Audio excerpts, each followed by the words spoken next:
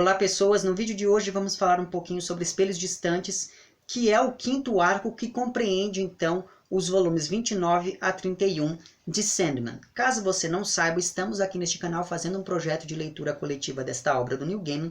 Sei que não estamos aqui, enfim, reinventando a roda, mas se você tiver aí alguns volumes desta obra perdidos pela sua estante, sinta-se convidada, sinta-se convidado a se juntar a nós. Pois bem, Espelhos Distantes é, na verdade, pelo menos segundo a minha leitura, um interlúdio entre dois arcos, algo que nós já havíamos observado em Terra dos Sonhos, que é o terceiro arco aqui de Sandman. E sobre Espelhos Distantes, é preciso considerar, primeiro, o título, que sugere movimento ao juntar a ideia de proximidade, advinda da palavra espelho, à ideia de distância, mas também existe aqui toda a questão de uma influência, de uma interferência proposta pelo ato de espelhar, pelo ato de duplicar. E isso acontece aqui neste arco quando nós pensamos, por exemplo, que um dos elementos que aproxima essas três narrativas aqui contidas é o modo como a ação humana, espelhada pelas ações não humanas, acaba por determinar a realidade. Pois bem, então o título é algo a se considerar logo de cara quando se trata aqui de Espelhos Distantes, assim como as epígrafes, não apenas desta obra, mas de todas aquelas com as quais nós entramos em contato. De vez em quando, eu sempre falo para vocês que a gente não pode esquecer que a epígrafe está ali por um motivo além de ser apenas uma frase bonitinha que o autor resolveu colocar antes de sua obra.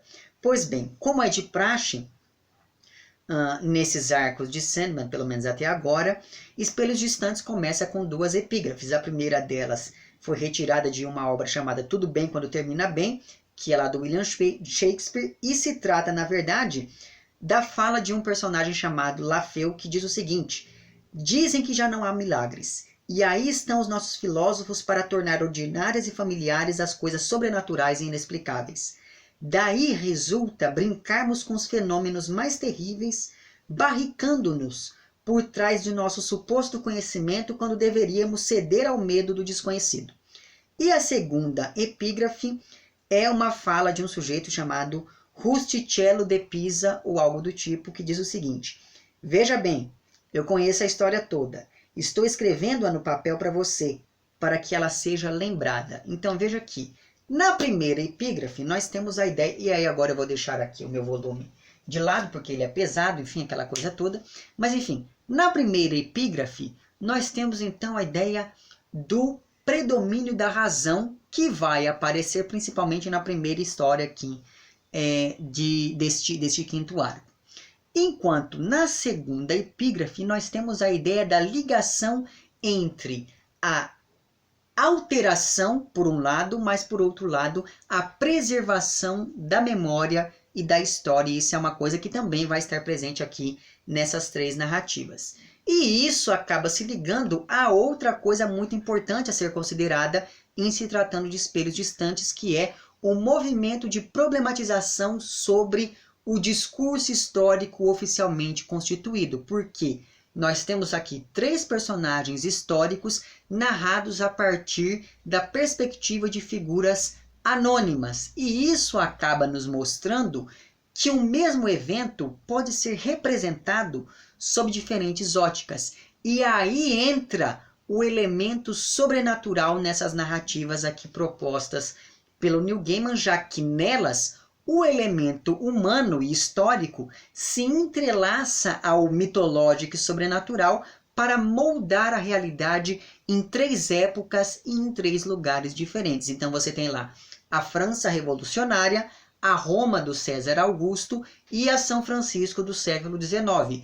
E é por isso que não me parece gratuito o fato de que os títulos dos três volumes aqui que compõem Espelhos Distantes fazem referências a meses do ano e, portanto, a passagem do tempo, enfim. Então, no primeiro volume aqui deste quinto arco, nós temos uma narrativa chamada Thermidor, que era, não sei se você sabe disso, o 11º mês do calendário adotado durante a Revolução Francesa, e esse calendário ficou em vigor entre 1792 e 1804 ou 1805, não me lembro agora.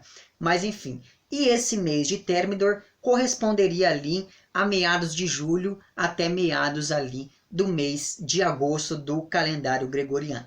Pois bem, nessa primeira narrativa, né, em Thermidor, volta a aparecer aquela antepassada do John Constantine, que é a Johanna Constantine, que já havia aparecido no segundo arco de Sandman. Ela foi, digamos, contratada ou contactada, enfim, pelo Morpheus para poder salvar ali o filho deste Perpétuo, já que os revolucionários franceses queriam, ou melhor dizendo, o Morpheus contrata a Johanna Constantine para salvar não o filho, mas a cabeça do filho, porque os revolucionários franceses, liderados ali pela figura do Robespierre, queriam destruir todo e qualquer elemento sobrenatural e que fosse contra os ideais de racionalidade absoluta que eles pregavam. Lembrando que nós já sabíamos da existência deste filho do Morpheus, porque no terceiro arco, a partir da personagem Calliope, que era uma das musas da mitologia grega, enfim, que havia sido aprisionada por um sujeito que queria ser um bom escritor. Pois bem, naquele arco, nós já ficamos sabendo que Morpheus e Calliope tinham um filho. Pois bem, é sobre a cabeça deste filho que se trata aqui a narrativa de Thermidor. Pois bem, graças então à ação da Johanna Constantine, tudo dá a entender que o Morpheus tem algo a ver com o fim do movimento revolucionário francês, e aqui nós temos todo aquele jogo de influências evocado pelo título e por uma das epígrafes, e toda uma narrativa sobre o predomínio da razão, como consta lá, como eu falei para vocês, na primeira epígrafe deste quinto arco. Pois bem, acontece que a tal da Johanna Constantine aqui estava em posse dessa cabeça falante do filho de Morpheus, porque não é simplesmente uma cabeça, é uma cabeça que fala, e essa cabeça era, portanto, um objeto que representava uma ameaça para a consolidação dos ideais revolucionários, por evocar todo o misticismo, toda a superstição do antigo regime, como eles chamavam. E é justamente por conta disso que esse objeto, essa cabeça, deveria ser subtraído da tal da moça, da tal da Johanna Constantine. Só que toda essa história é narrada a partir da perspectiva da própria Johanna, que está ali escrevendo em um diário, o que acaba recuperando toda aquela ideia da preservação ou da alteração da história constante lá na segunda epígrafe de Espelhos Distantes. E é por essa mudança na perspectiva que o Robespierre aparece aqui como um sujeito fanático, confuso, insensato, nem um pouco heróico, um verdadeiro ditador que acha que os fins justificam os meios, em se tratando ali, enfim, de consolidar a ideologia revolucionária. Outro personagem histórico que também vai aparecer aqui em Thermidor é o Thomas Paine, que foi aquele político, não me lembro agora se ele era inglês ou se ele era norte-americano, mas o Thomas Paine ele influenciou grandemente os ideais revolucionários, ainda que depois ele próprio fosse preso, enfim. Pois bem, e quando nós pensamos ali então que tudo está perdido, e evidentemente que eu não vou dar maiores detalhes sobre essa narrativa, quando nós pensamos que tudo está perdido, quando nós pensamos que a Johanna foi de fato capturada e que vai, enfim, ser morta e torturada, aquela coisa toda, a cabeça do filho do Morpheus começa a cantar uma música falando sobre os sonhos, sobre como esses sonhos começam e principalmente como esses sonhos terminam, sobre como esses sonhos podem fugir do controle e tomar proporções que a gente não espera, e isso acaba se relacionando sobretudo com o fanatismo. O sonho pode se tornar apenas fanatismo, e isso é muito importante quando nós pensamos no nosso Brasil aqui do século XXI, não é verdade? Mas enfim, e no meio disso tudo, o Robespierre ouvindo aquela música, começa a repensar a sua atitude de mandar para poder ali libertar o povo, que não faz sentido nenhum, não é verdade? Já que ele, que pregava tanto a liberdade, havia se transformado em um tirano. Graças a isso, então, ele começa, por exemplo, a não conseguir fazer mais discursos, aqueles discursos motivadores que ele fazia, e com isso ele começa a perder o apelo popular, a perder o apoio popular, e o resto é história, como nós já sabemos, com o fim da articulação ali de todos aqueles movimentos revolucionários na França, e aquela coisa toda, enfim, a história segue o seu rumo. Mas veja, aqui então, o Neil Gaiman dá uma característica sobrenatural a esse evento histórico, e isso é muito interessante. Pois bem, a segunda narrativa deste quinto arco se chama Augustus, e ela trata então do primeiro imperador romano, que herdou lá tudo que ele tinha do tio, que era o Júlio César, e o Júlio César havia sido assassinado por um grupo de pessoas que temiam a volta da monarquia, aquela coisa toda que todo mundo já sabe.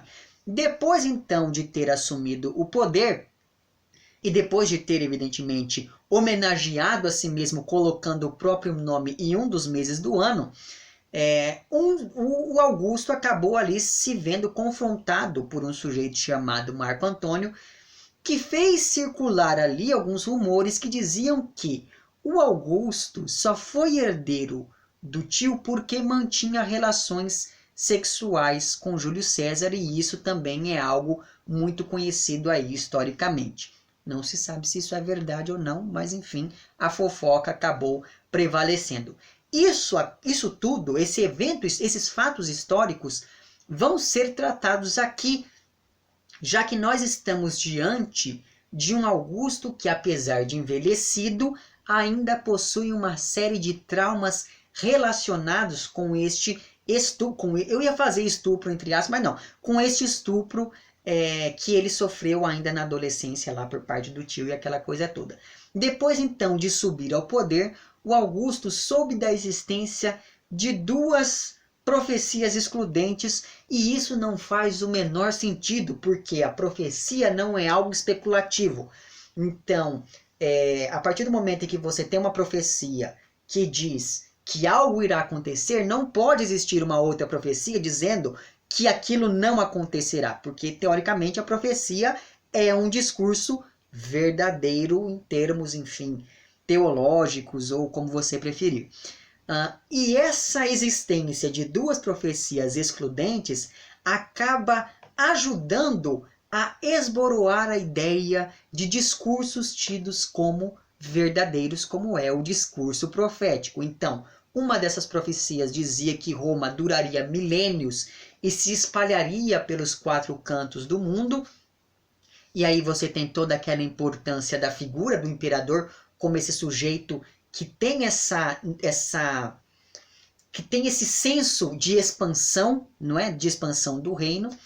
E por outro lado, você tinha ali uma outra profecia que dizia que em um determinado momento o império estagnaria e consequentemente iria desaparecer dentro de alguns anos. Então, o imperador Augusto tinha de lidar com essa dupla possibilidade, até que um dia, em sonho, o Morfeus diz a ele que existe uma forma de arquitetar todos aqueles seus planos de expansão do império sem que os deuses soubessem, portanto, sem que eles fizessem que a segunda profecia prevalecesse.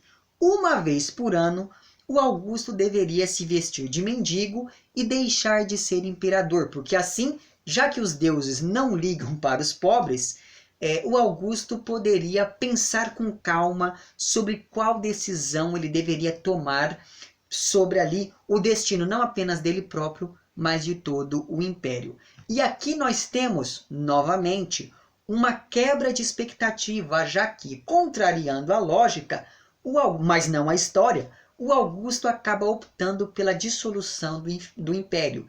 E é graças a isso que a frase final dessa narrativa aqui de Augustus acaba lançando uma dúvida sobre todo um discurso tido como verdadeiro, porque todo este capítulo, todo este volume, é narrado a partir da perspectiva de um ator que é contratado pelo imperador Augusto para poder lhe ensinar ali a ser mendigo. E é graças a essa perspectiva de um sujeito anônimo que este narrador aqui consegue retirar todo o caráter mítico do imperador Augusto que ele foi ganhando, enfim, ao longo da constituição de um discurso histórico que tinha ele como personagem. Então veja que nos dois momentos nós temos a interferência de uma força sobrenatural e a partir disso se espelha uma ação humana que determina a ordem dos eventos históricos.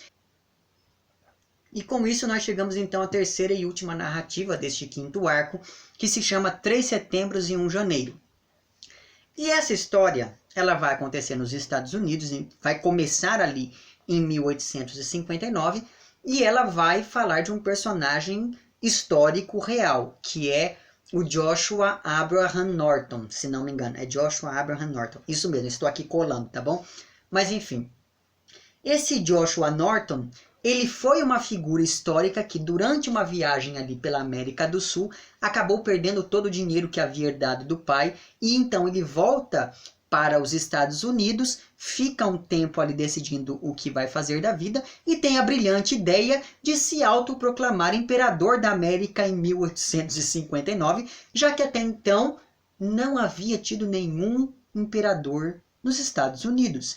Apesar de ter se autoproclamado imperador, o Joshua não tinha quaisquer preocupações sobre a expansão territorial, que é algo que marca a figura do imperador, tal qual lá o Augustus, enfim.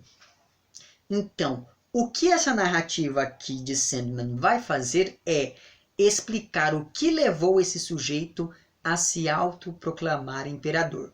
O Neil Gaiman faz isso entrelaçando essa história, esse discurso histórico a todo aquele universo dos perpétuos, mostrando que os perpétuos acabam determinando esse discurso histórico. E isso, novamente, recupera lá toda aquela ideia dos espelhos distantes que nós temos no título deste quinto arco. Pois então, segundo a visão aqui do Neil Gaiman, depois de perder todo aquele dinheiro, o Joshua Norton acabou indo parar nos domínios de uma das perpétuas, que é lá Desespero. E Desespero ficou fustigando o pobre coitado do Joshua para que ele cometesse suicídio, porque afinal de contas ele perdeu tudo, ele não era mais ninguém, ele não tinha mais nada, ele não tinha dinheiro nem para comer, ele tinha que ficar juntando moedinhas, enfim, aquela coisa toda. Então o Desespero ficava ali fustigando o pobre do homem. Diante disso, então, o sonho decide dar uma esperança a esse coitado para que ele consiga se livrar de Desespero. Então, o Joshua percebe que os Estados Unidos não têm um imperador, ele percebe que todas as grandes nações têm ou tiveram algum imperador ou algum monarca, enfim, e justamente por conta disso, nosso amigo Joshua decide escrever uma nota, uma carta ali, e mandar publicar em um dos jornais mais importantes de São Francisco, e nessa nota ele se autoproclamou imperador dos Estados Unidos. Só que, por mais que as pessoas tirassem sarro desse personagem, do Joshua, porque afinal de contas ele era uma pessoa claramente delirante, ninguém fez nada para tirar ele do poder, já que afinal de contas esse sujeito era um louco inofensivo. E como ele não ligava para todas aquelas chacotas, as coisas foram aos poucos melhorando e ele realmente tomava conta da cidade de São Francisco como se ele fosse de fato o imperador. Então ele começou a ter um certo apelo popular, tanto que as pessoas até viajavam até São Francisco para poder ver ele, pegar um autógrafo, esse tipo de coisa, e isso aparece aqui em um determinado momento deste terceiro volume. E existe aqui também uma coisa muito interessante, uma menção a outra figura histórica que é lá o Mark Twain, que ainda em início de carreira eu achei muito interessante porque aqui ele é amigo desse Joshua, mas enfim.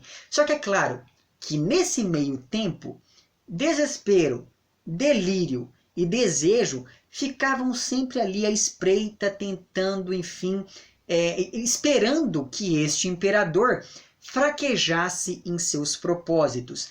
E o pior é que nem a Delírio podia fazer nada, já que afinal de contas a loucura era algo que mantinha o Joshua são. Então ele só era saudável porque ele era muito louco e não percebia qual era a sua condição na realidade.